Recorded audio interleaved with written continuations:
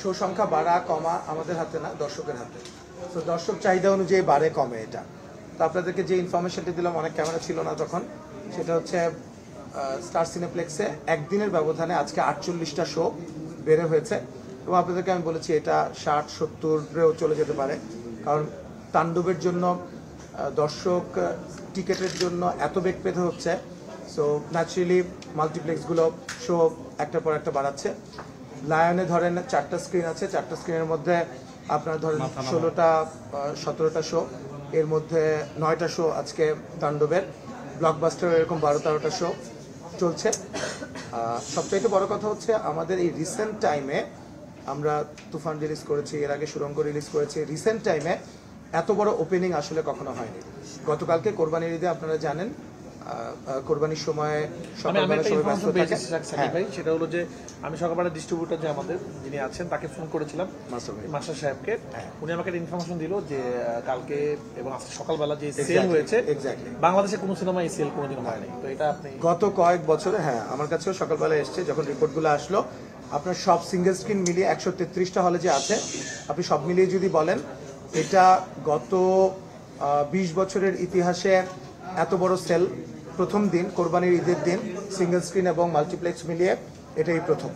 So এটা তো আমরা খুবই খুশি। রানবি খুশি তো? খুশি হলে ডিরেক্টর খুশি। আচ্ছা, এই কত টাকা আয় হয়েছে, এটা এই প্রশ্নের উত্তর আমরা এর আগেও এই প্রশ্ন আমরা পেয়েছি আপনাদের কাছ থেকে। উত্তরটা একই উত্তর, যে আমরা ইনস্ট্যান্টলি এটা বলতে পারি না, যেহেতু বাংলাদেশে ই টিকেটিং সিস্টেম নাই। এটা ইট টেক্স লিটল টাইম আমাদের এই রিপোর্টগুলো আসতে, তারপরে এগুলোকে অ্যাকুমুলেট করে তারপর আমরা আসলে রিপোর্টটা বলতে পারি। সো এবার দেখবেন যে আমাদের মাল্টিপ্লেক্সগুলোর সঙ্গে একটা আলোচনার মাধ্যমে আমরা একটা ন্যায্যতার জায়গায় এসেছি, এবং আমার মনে হয় যে অনেক প্রডিউসারই ইন্টারেস্টেড হবে সিনেমা বানাতে। সেই একইভাবে সিঙ্গেল স্ক্রিনগুলোর যে প্রদর্শকরা আছেন তাদেরকেও ধন্যবাদ, মাল্টিপ্লেক্সের প্রদর্শক যারা আছেন তাদেরকেও ধন্যবাদ। তারা আমাদেরকে এক্সট্রিমলি কোঅপারেট করেছে এবার, যে কারণে কিন্তু আমার কাছে মনে হচ্ছে যে অনেকদিন পরে প্রডিউসার্স এবং এক্সিবিটরদের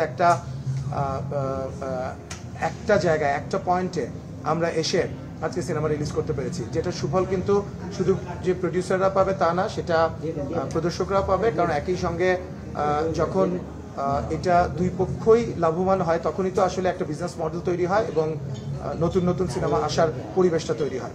শাইনি চুলে এখন হবে সব হেয়ারস্টাইল। সিল্কোর দ্বিগুণ শাইনি চুল প্রতিদিন। আর রাফি যেটা বললো সিঙ্গেল স্ক্রিনগুলা, তখন অনেক ক্যামেরা ছিল না, আমি আরেকবার একটু মেনশন করতে চাই। প্রত্যেকবারই যেটা হয় যে অপোজিশন হলগুলো কিছু আমাদেরকে ছেড়ে দিতে হয়। এইবার আসলে অপোজিশন যারাই এসছে তাদের এক কথা, তাণ্ডব ছাড়া আমরা কোনো কিছুই চালাতে চাই না। তারপরে আমাদের 4-5টা হল ছাড়তে হয়েছে।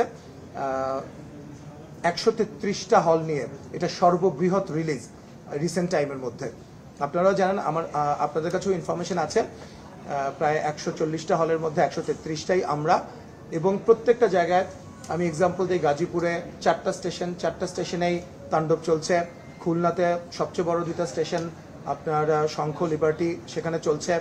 আপনার বগুড়াতে বগুড়ার মধুবনে যদি চলে তাহলে কিন্তু সোনিয়াতে চলে না, এখন তাণ্ডব মধুবনে চলছে, সোনিয়াতে চলছে। আপনি এবং অন্যান্য জায়গায় যেখানে অপোজিশন নেই সেগুলোতে তো অফকোর্স কোনো একটাও বাদ নেই। এবং সেনা সাভার সবচাইতে বড় সাভারের, আপনারা জানেন, সেখানে যদি সিনেমা চলে তাহলে কিন্তু সাভারের চন্দ্রিমাতে চলে না, চন্দ্রিমাতেও চলছে। এবং আপনারা জেনে অবাক হবেন যে গতকালকে কোরবানির ঈদের প্রথম শো ছিল সকাল 9:30টায়, সেটাও হাউসফুল ছিল।